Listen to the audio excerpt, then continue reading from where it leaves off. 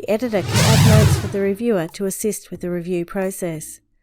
Highlight the record, right-click, select Document Review, then View Comments.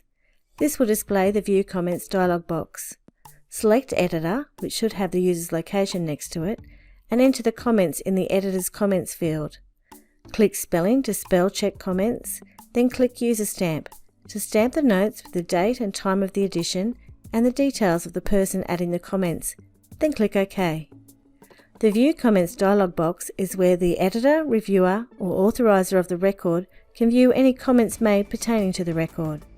Simply highlight whose comments are to be viewed and they will be displayed in the right-hand side. Once the record is ready to be reviewed by the reviewer and any relevant notes have been added, the user can start the review process.